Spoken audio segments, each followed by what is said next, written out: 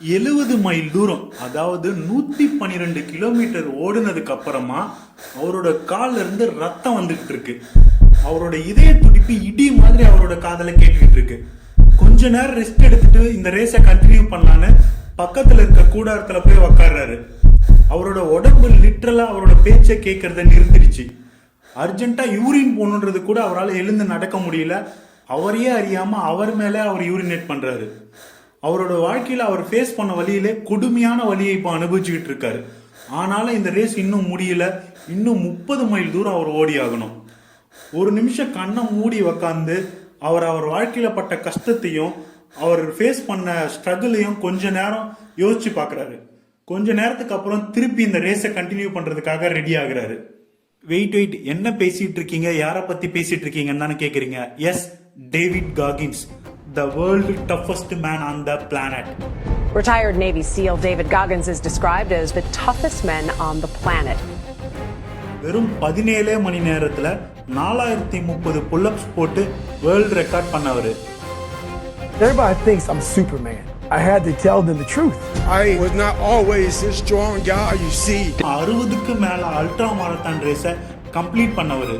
Athlete, speaker, soldier, New York டைம்ஸோட best selling author, US ஆர்மியில் இருந்துக்கிட்டு navy seal training, US army ranger school training and air force tactical air controller training, இது மூணுத்தையும் முடித்த ஒரே ஆள் த வேர்ல்ட் டஃபஸ்ட் மேன்னு சொல்லக்கூடிய டேவிட் காகின்ஸ். இவரோட வாழ்க்கையை பற்றி தான் இந்த வீடியோவில் நம்ம பார்க்க போகிறோம். நம்மள பெரும்பாலானவங்களோட வாழ்க்கை மாதிரி ஒரு நார்மலான வாழ்க்கை இல்லை இவரோட வாழ்க்கை. டேவிட் காகின்ஸோட அப்பா நியூயார்க்கில் ஒரு நைட் கிளப் வச்சு நடத்திட்டு இருந்தார். ஸோ ஒரு வசதியான குடும்பத்தில் பிறந்தவர் தான் டேவிட் காகின்ஸ். பட் அவரோட வாழ்க்கையில் ரொம்ப கஷ்டப்பட்டுக்கிட்டு தான் இருந்தார். அந்த கிளப்பில் எல்லா வேலையுமே இவரும் இவரோட அம்மாவும் தான் செய்யணும். 6 மணிக்கு ஸ்கூல்லேருந்து வந்தார்னா 7 மணிக்குள்ளே அவர் ரெடியாகி அந்த கிளப்புக்கு வந்துடணும். 7 மணிலேருந்து நைட்டு 12-1 மணி வரைக்கும் அந்த கிளப்பில் எல்லாருக்கும் சர்வ் பண்ணுறது, அந்த கிளப்புக்கு எல்லா வேலையுமே இவரும் இவங்க அம்மாவும் தான் செய்யணும். 1 மணிக்கு அப்புறம் முடிஞ்சிச்சு அப்படின்னாலும் அதுக்கப்புறம் அந்த கிளப்பில் ஃபுல்லாகவே க்ளீன் பண்ணுற வேலை, எல்லா அடுத்த நாளுக்கு ரெடி பண்ணுறது, எல்லா வேலையுமே இவங்க தான் செய்யணும். நைட்டு 3 மணி வரைக்கும் இந்த வேலை போயிட்டுருக்கும். இந்த மாதிரி போயிட்டு இருக்கும்போது அவங்க க்ளீன் பண்ணிட்டு இருக்கும்போது அவங்க அப்பா பக்கத்தில் உட்காந்து குடிச்சிக்கிட்டு இருப்பாரு. குடிச்சிட்டு சில நாள் ரொம்ப போதையில் இவங்களை போட்டு அடிச்சுக்கிட்டு இருப்பாரு. இந்த மாதிரி தினம் கொடுமையான வாழ்க்கையை தான் டேவிட் காகின்ஸும் அவங்க அம்மாவும் வாழ்ந்துட்டு வந்தாங்க. இவங்களுக்கு உடம்பு சரியில்லை, ஒரு ஹாஸ்பிட்டல் போனோம் அப்படின்னா கூட அவங்க அப்பா காசு தர மாட்டார். இந்த மாதிரி சின்ன விஷயத்துக்கெல்லாம் செலவு பண்ணாதீங்க, போய் உங்கள் வேலையை பாருங்க அப்படின்னு திட்டி அனுப்பி விட்டுருவாரு. இந்த மாதிரி தான் அவங்களோட லைஃப் போயிட்டு இருந்தது. ஒரு நாள் நைட்டு அவங்க அப்பா குடிச்சிட்டு ஒரு ப்ராஸ்டிடியூட்டை கூட்டிட்டு வந்து ரொம்ப அசிங்கமாக டேவிட் காகின்ஸும் அவங்க அம்மா முன்னாடியே நடந்துட்டு இருந்தாங்க. இதில் ரொம்ப பார்த்து மன வருத்தப்பட்டு கோபமாகி அவங்க அம்மா டேவிட் காகின்ஸோட அப்பா கிட்ட போயிட்டு ஏன் இப்படி பண்ணுறீங்கன்னு ரொம்ப சண்டை போட ஆரம்பிச்சாங்க.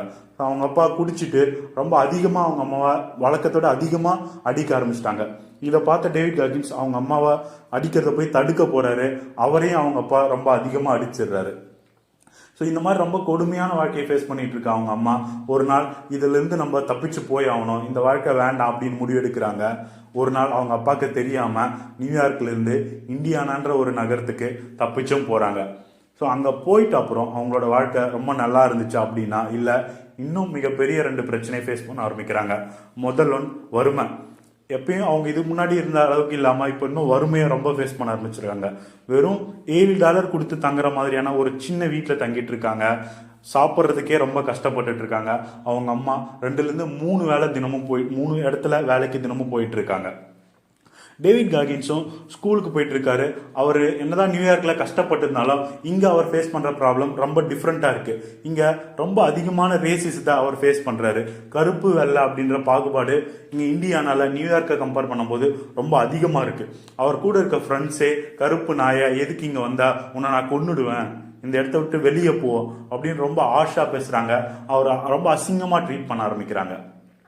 அவருக்கு ஏன் இதெல்லாம் நடக்குது அப்படின்னே தெரியாத அளவுக்கு இருக்காரு. ஸோ அந்த அளவுக்கு ரொம்ப கொடுமையாக தான் அவங்க இந்த இந்தியானாலையும் வாழ்ந்துட்டு இருக்காங்க. ஸோ இதுலேருந்துலாம் தப்பிக்கிறதுக்காக டேவிட் காகின்ஸ் என்ன பண்ணுறாரு அப்படின்னா தான் முடியெல்லாம் கலர் பண்ண ஆரம்பிச்சுக்கிறாரு, ஃபேண்ட்டை கீழே இறக்கி போட்டிருக்காரு, ஒரு ரவுடி மாதிரி தன்னோட வாழ்க்கையை வாழ ஆரம்பிக்கிறாரு. இதில் இந்த மாதிரி ஒரு பிரச்சனையிலேருந்து தப்பிக்கணுன்றதுக்காக அவருக்கு தெரிஞ்ச விஷயத்தெல்லாம் பண்ணி அப்படியே சுற்றிட்டு இருக்காரு. ஸ்கூலுக்கு ஒழுங்காக போகிறதில்ல, எக்ஸாம் நடந்தால் அதில் சீட் பண்ணுறது, இந்த மாதிரி ரொம்ப ஒரு அன்டிசிப்ளினான வாழ்க்கையை டேவிட் காகின் வாழ்ந்து வந்தார். ஒரு நாள் டேவிட் காகின்ஸோட ஸ்கூல்லேருந்து அவங்க அம்மாவுக்கு ஒரு லெட்டர் போகுது. அதில் உங்கள் பையன் ஒழுங்காக படிக்கிறதில்ல, 25% மேலே ஸ்கூலுக்கும் வர்றதில்ல, அந்த மாதிரி. ஸோ இந்த லெட்டரை பார்த்த டேவிட் காகின்ஸோட அம்மா அவரை கூப்பிட்டு பெருசாக எதுவுமே சொல்லாமல் உன்னோட வாழ்க்கை முடிஞ்சிச்சு, நீ என்ன பண்ணுறியோ பண்ணிக்கோ அப்படின்னு அவர்கிட்ட அதுக்கப்புறம் அதிகமாக பேசுறதையும் விட்டுட்டாங்க. டேவிட் காகின்ஸும் வாழ்க்கையில் என்ன பண்ணுறோன்னே தெரியாமல் ஒரு எய்மே இல்லாமல் அவரோட வாழ்க்கை அப்படியே போயிட்டு இருந்துச்சு. சின்ன சின்னதாக கிடைக்கிற வேலையெல்லாம் செஞ்சுக்கிட்டு அப்படியே அவரோட வாழ்க்கையை ஓட்டிகிட்டு இருக்காரு. ஒரு நாள் அவரோட தாத்தாவை பார்த்து ஏர்ஃபோர்ஸில் ஜாயின் பண்ணலாம் அப்படின்னு முடிவெடுக்கிறாரு. அன்ஃபார்ச்சுனேட்லாக அதோட செலெக்ஷன் ப்ராசஸையும் அவரால் கம்ப்ளீட் பண்ண முடியல. அதுலேருந்து ட்ராப்பும் ஆயிடுறாரு. அதுக்கப்புறம் கிடைக்கிற சின்ன சின்ன வேலையெல்லாம் செஞ்சிட்ருக்காரு. ஒரு கம்பெனியில் செக்யூரிட்டி வேலைக்கு போகிறாரு. அதில் ரொம்ப கம்மியான சம்பளம் தான் கிடைக்கிது. அதில் கொஞ்ச நாள் வேலை செஞ்சுட்டு அதுக்கப்புறம் ஈகோலாப் அப்படின்னு ஒரு கம்பெனியில் காக்ரோச்சுக்கு ஸ்ப்ரே அடிக்கிற கம்பெனி, அதில் நைட்டு எல்லா ஹோட்டல்லையும் போயிட்டு காக்ரோச்சுக்கெலாம் ஸ்ப்ரே அடிக்கணும், அந்த ஜாபில் சேர்றாரு. ரொம்ப கம்ஃபர்டான வாழ்க்கைக்குள்ளே போயிட்டாரு. வேலை செஞ்சுட்டு தினமும் வீட்டுக்கு வந்து அதிகமாக சாப்பிட ஆரம்பிச்சிட்டாரு. அவரோட வெயிட் ரொம்ப அதிகமாக ஆயிடுச்சு. ஆல்மோஸ்ட் 297 பவுண்டுக்கு அவரோட வெயிட் இன்க்ரீஸ் ஆகிடுச்சு. அவரோட தலைமுடியெலாம் கொட்ட ஆரம்பிச்சிச்சு. அவரை பார்த்தே அவருக்கு ஒரு தாழ்வு மனப்பான்மை வர ஆரம்பிச்சிச்சு. தான் வாழ்க்கையில் என்ன பண்ணுறோன்னே தெரியாமல் அப்படியே சுற்றிட்டு இருக்காரு. ஒரு நாள் அவரோட வேலையில் ரொம்ப மோசமான எக்ஸ்பீரியன்ஸை ஃபேஸ் பண்ணுறாரு. ஒரு ஹோட்டலில் இந்த காக்ரோச் ஸ்ப்ரே அடிக்க போகிற இடத்துல நிறைய அதிக பூச்சி வெளியே வர ஆரம்பிக்குது. அவர் மேலே அவரோட மூஞ்செல்லாம் ஏற ஆரம்பிக்குது. ரொம்ப பயந்து போன அவர் அதை அப்படியே போட்டுட்டு தன்னோட வீட்டுக்கு வந்து உக்காந்துடுறாரு. தான் வீட்டில் வந்து உட்காந்து கண்ணை மூடி யோசிச்சுட்டு இருக்காரு. நான் என்ன பண்ணிட்டு இருக்கேன், என்னோட வாழ்க்கை எதை நோக்கி போயிட்டு இருக்கு, நான் ஏன் இந்த மாதிரி பண்ணிட்டு இருக்கேன் அப்படின்னு ரொம்ப டிப்ரெஷன் ஸ்டேட்டுக்கு போயிட்டு யோசிச்சுட்டு இருக்காரு. அப்போது டிவியில் டிஸ்கவரி சேனலில் ஒரு ப்ரோக்ராம் போயிட்டுருக்கு. அதில் நிறைய சோல்ஜர்ஸ் வந்து ரொம்ப கஷ்டமான ட்ரைனிங்க்கு உட்படுத்தப்படுறாங்க. அதில் நிறைய பேர் பாதியிலே விட்டுட்டு போயிடுறாங்க. அதை பார்த்தோன்னே டேவிட் காகின்ஸ்குள்ளே ஒரு இன்ட்ரெஸ்ட் உண்டாகுது. அதில் விட்டு போகிறவங்களாம் பார்க்கும்போது இவரோட பிரச்சனையை பார்த்து எப்படி பயந்து போகிறாரு அப்படின்றத இவருக்குள்ளே தோண ஆரம்பிக்குது. அது என்ன ட்ரைனிங் என்று விசாரிக்க ஆரம்பிக்கிறாரு. அந்த ட்ரைனிங்கை நம்மளும் ஜாயின் பண்ணோம், அதில் நம்ம செலக்ட் ஆகணும் அப்படின்னு ஃப்ரெண்ட்ஸ் கிட்ட கேட்டு அது என்ன ட்ரைனிங்ன்றதை கண்டுபிடிச்சி அந்த ட்ரைனிங் ஆர்கனைசர்கிட்ட பேச ஆரம்பிக்கிறாங்க. அது ஒரு நேவி சீல் ட்ரைனிங். இன்னொரு அடுத்த 3 மாதத்தில் அதுக்கான ப்ராசஸ் இருக்கு. அதில் ஜாயின் பண்ணோன்னா இவர் ஆல்மோஸ்ட் 106 பவுண்ட்ஸ் கிட்ட உடம்ப குறைக்கணும் அப்படின்றதையும் அவங்க சொல்றாங்க. ஓகே, இதை நம்ம ஜாயின் பண்ணுவோம் அப்படின்னு முடிவெடுத்து ஒர்க் அவுட்டை ஸ்டார்ட் பண்ண ஆரம்பிக்கிறாரு. அவர் எழுந்து ஓட ஆரம்பிக்கிறாரு. ஒரு மைல் கூட அவரால் ஓட முடியல. திருப்பி வீட்டுக்கு வந்துடுறாரு. தன்னால் முடியல அப்படின்னு திருப்பி சாப்பிட ஆரம்பிச்சு திருப்பி ஜூஸ் குடிச்சிட்டு திருப்பி அழுவ ஆரம்பிக்கிறாரு. என்ன நம்மளோட வாழ்க்கை இப்படி போயிட்டு இருக்கு, நம்மளால ஓடக்கூட முடியல அப்படின்னு நினைச்சிட்டு இருக்காரு. அப்போ அந்த டைம்ல 1976 அமெரிக்கால ராக்கின்ற ஒரு மூவி ரிலீஸ் ஆயிருக்கு. அதுல ரவுண்ட் 14 ஒரு 2 நிமிஷம் கிளிப் வந்து டேவிட் காகின்ஸோட வாழ்க்கையில மிகப்பெரிய தாக்கத்தை ஏற்படுத்தி இருந்தது. ஆப்போனண்டான அப்போலோ கிட் வந்து ராக்கியை ரொம்ப அதிகமாக தாக்கிடுவார். பட் ராக்கி திரும்பி எழுந்து அந்த சண்டைக்கு ரெடி ஆகும்போது அவரை பார்த்து அப்போலோ கிட் தலையை குனிவார். என்ன இவ்வளோ அடித்தாலும் திருப்பி வந்துட்டு இருக்கானே அப்படின்னு. ஸோ அந்த 2 நிமிஷம் கிளிப் இவரோட வாழ்க்கையை நிறைய மாற்றி இருக்கு. இவரும் அதுக்கப்புறம் முடிவு பண்ணுறாரு, தான் வாழ்க்கையில் எவ்வளோ பெரிய அடி வாங்கினாலும் சரி திருப்பி எழுந்து நம்ம நிற்கணும், நம்ம ஜெயிக்கிறோமோ தோக்குறோமோ அது முக்கியம் இல்லை, நம்ம அந்த காலத்தில் இருக்கணும் அப்படின்றத முடிவு பண்ணுறாரு. ஸோ அடுத்த நாள் அவரோட அப்பாவை பார்க்க இவர் நியூயார்க்கு கிளம்பி போகிறாரு. அங்கே போயிட்டு அவங்க அப்பா இன்னும் அந்த மாதிரி தான் இருக்கிறான்றத அவர் பார்க்குறாரு. அப்போ அவருக்குள்ளே அவர் ஒரு முடிவு எடுத்துக்கிறாரு.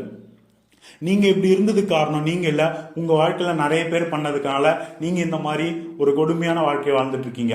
நான் இப்படி இருக்கிறதுக்கு காரணம் நான் இல்லை, உங்களோட வளர்ப்பு தான் காரணம். பட் என்னோட வாழ்க்கை இப்படியே இருந்துட நான் விட மாட்டேன், இதுக்கு நான் பொறுப்பு ஏற்றுப்பேன், இதுலேருந்து மீண்டு நான் வருவேன் அப்படின்னு அவருக்குள்ளே அவர் முடிவு எடுத்துக்கிறாரு. அன்னைக்கு அவரோட வீட்டுக்கு வந்து அவரோட கண்ணாடியை பார்த்து சில விஷயங்கள் எழுதுறாரு. அது ரொம்ப பெரிய விஷயம்லாம் இல்லை. டெய்லி தான் முடிய ஷேவ் பண்ணிப்பேன், ரொம்ப நீட்டாக ட்ரெஸ் பண்ணுவேன், தான் தூங்கி எழுந்திரிச்ச உடனே தன்னோட பெட்ஷீட்டை மடித்து வைப்பேன் அப்படின்னு சின்ன சின்ன விஷயங்களை எழுதுறாரு. அதை இன்னைக்கு வரைக்கும் ரொம்ப சின்சியராக ஃபாலோ பண்ணிட்டு இருக்காரு. இப்போ பார்த்தீங்கன்னாலும் அவரோட தலையை எப்பயுமே ஷேவ் பண்ணிட்டு தான் இருப்பார். ஸோ திருப்பி அந்த ட்ரைனிங்க்கு ப்ராக்டிஸ் பண்ண ஆரம்பிக்கிறாரு. ரொம்ப ஹார்டாக ஒர்க் அவுட் பண்ணுறாரு. அதுக்கு நடுவில் படிச்சுக்கிட்டும் இருக்கார். காலையில் ரன்னிங், அதுக்கப்புறம் சைக்கிளிங், திருப்பி போயிட்டு ஸ்விம்மிங் பண்ணுறது, திருப்பி நைட் சாப்பிட்டோன்னே திருப்பி சைக்கிளிங் பண்ணுறது, சைக்கிளிங் பண்ணிட்டு அதோட எக்ஸாமுக்கு ப்ரிப்பேரும் பண்ண ஆரம்பிக்கிறாரு. இந்த மாதிரி 3 மாதம் ரொம்ப கடுமையான பயிற்சியில் அவரை தன்னை உட்படுத்திக்கிறாரு. 3 மாதம் முடிவில் ரொம்ப சர்ப்ரைஸாக 106 பவுண்டு, அதாவது 49 கிலோ வெயிட்டை 3 மாதம் முடிவில் குறைச்சும் காட்டுறாரு. அந்த சீல் ட்ரைனிங்க்கு போய் செலக்டும் ஆகுறாரு. ஸோ இதோட அவரோட வாழ்க்கையில் அடுத்த ஸ்டெப்பை அவர் எடுத்து வைக்கிறாரு. நேவி சீலாக உருமாறுறாரு. அங்கே ரொம்ப கஷ்டமான ட்ரைனிங்லாம் கொடுக்குறாங்க. அதோட ஃபைனல் ப்ராசஸில் ஹெல்விக்குன்னு ஒரு ட்ரைனிங் இருக்கும். அது 130 மணி நேரம். ஒரு நாளைக்கு வெறும் 2லேருந்து 3 மணி நேரம் தான் தூங்கிடுவாங்க. தூங்கிட்டே இருக்கும்போது திடீர்னு மேலே தண்ணி ஊற்றுவாங்க, எழுந்து ஓடுங்கன்னு சொல்லுவாங்க, ரொம்ப வெயிட்டை தூக்கிட்டு நடக்க சொல்லுவாங்க. இந்த மாதிரி நிறைய கஷ்டமான ட்ரைனிங்லாம் கொடுக்குறாங்க. பட் இவர் அது எல்லாத்தையுமே பண்ணி காட்டுறாரு. அவங்க சொல்கிற கவுண்ட்டை விட 1-2 அதிகமாக போட்டு காட்டுறாரு. ஸோ தன்னோட லிமிட்டேஷனை கடைசி வரைக்கும் புஷ் பண்ணிக்கிட்டே இருக்காரு.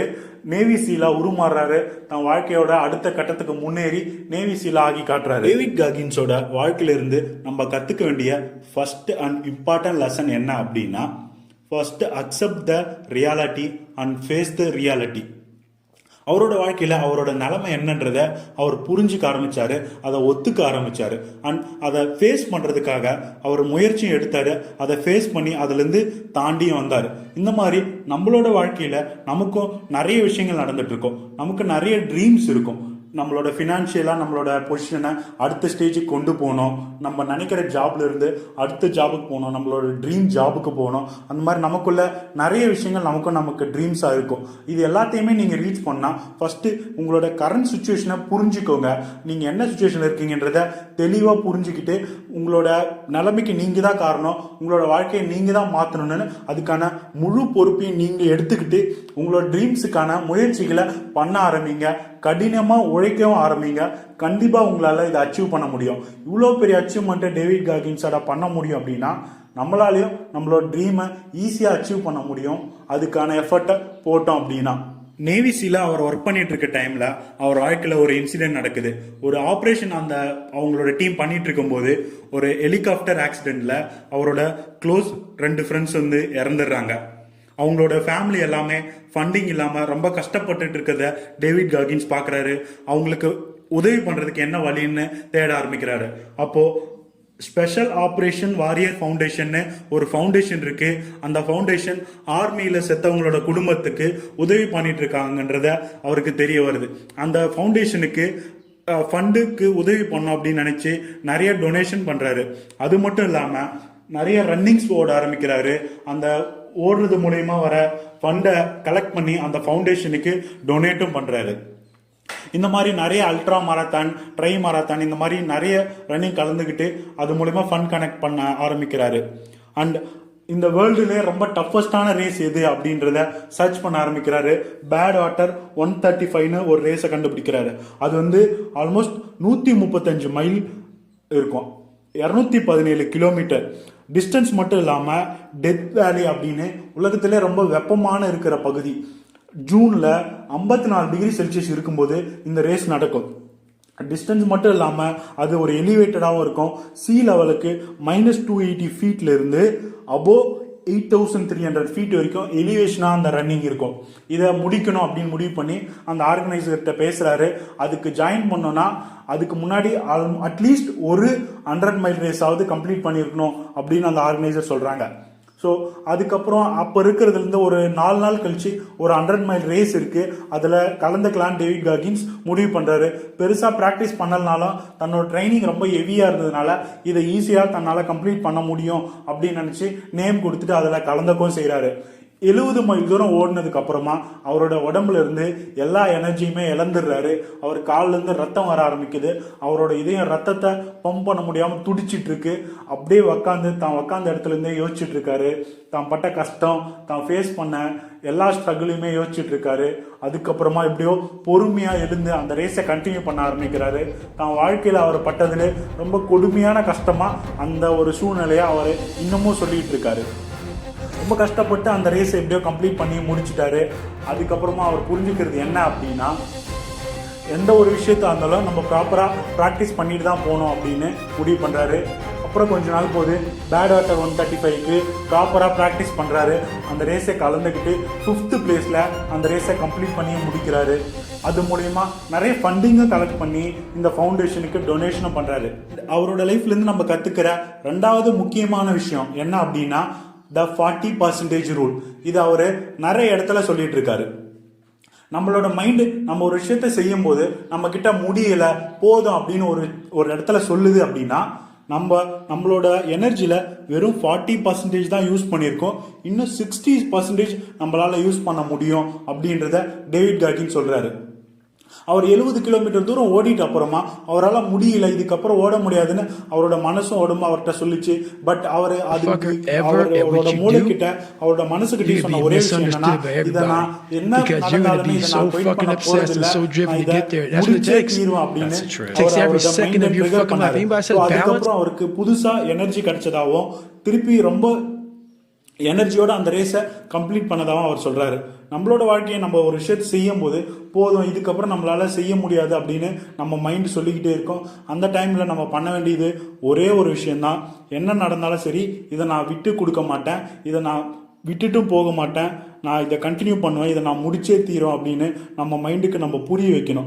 இந்த விஷயத்த நம்ம பண்ணிட்டோம் அப்படின்னா நம்மளோட பேலன்ஸ் 60% எனர்ஜி நம்மளாலே அன்லாக் பண்ண முடியும். அந்த விஷயத்த இன்னும் எனர்ஜியோட கம்ப்ளீட் பண்ண முடியும் அப்படின்றத டேவிட் காகின்ஸ் த 40% ரூல் அப்படின்னு ஒரு விஷயத்துல நமக்கு சொல்றாரு. 3rd ஒரு முக்கியமான விஷயம் என்ன அது அப்படின்னா, குக்கி ஜார் மெத்தட்.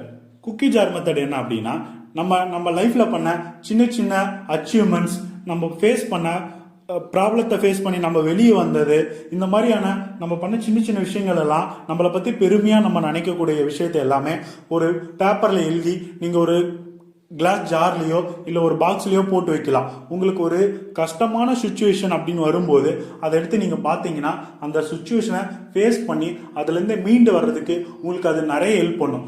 டேவிட் காகின்ஸும் இந்த மாதிரி தான் அவரோட வாழ்க்கையில் நிறைய விஷயங்களை கடந்து வந்ததாக அவர் சொல்கிறாரு. அவரோட ரேஸ் ஓடிட்டு வந்து அவர் இதுக்கப்புறம் முடியாதுன்னு நினைக்கும் போது அவர் கண்ணை மூடி யோசிச்சது எல்லாமே நம்மளோட லைஃப்ல இத்தனை விஷயங்களை நம்ம பார்த்துருக்கோம், இவ்வளோ கஷ்டப்பட்டிருக்கோம், இந்த அளவுக்கு நம்ம சாதிச்சிருக்கோம், இதை நம்மளால ஈஸியாக முடிக்க முடியும் அப்படின்றது அவர்கிட்ட திரும்ப திரும்ப சொல்லிக்கிட்டாரு. அது அவருக்கு இன்னும் கொஞ்சம் எனர்ஜியும் கொடுத்தது. ஸோ அதனால அவர் அந்த ரேஸை ஈஸியாக கம்ப்ளீட் பண்ணாரு. நிறைய விஷயங்களை அவர் லைஃப்ல அச்சீவ் பண்ணுறதுக்கு இந்த குக்கி ஜார் மெத்தட் அவருக்கு நிறைய உதவிச்சுன்னு சொல்கிறாரு. ஸோ நீங்களும் உங்கள் லைஃப்பில் நீங்கள் பண்ண சின்ன சின்ன அச்சீவ்மெண்ட்ஸ், சின்ன சின்ன நீங்கள் வாங்கின ரெகக்னைசேஷன், இது எல்லாத்தையுமே ஒரு பேப்பரில் எழுதி வச்சு அதை உங்களுக்கு கஷ்டம் வரும்போது படித்து பாருங்கள். கண்டிப்பாக உங்களால் அதுலேருந்து மீண்டு வர்றதுக்கு இது ரொம்ப ஹெல்ப்ஃபுல்லாக இருக்கும். ஸோ இது வரைக்கும் பார்த்த டேவிட் காகின்ஸோட ஸ்டோரியிலேருந்து நானும் உங்கள் கூட சேர்ந்து இன்ஸ்பயர் ஆகிருக்கேன். இந்த மாதிரி இன்னும் நிறைய விஷயங்கள் தெரிஞ்சுக்க எங்கள் சேனலை ஃபாலோ பண்ணுங்கள். தேங்க்யூ ஃபார் வாட்சிங். நெக்ஸ்ட் வீடியோவில் நம்ம பார்ப்போம்.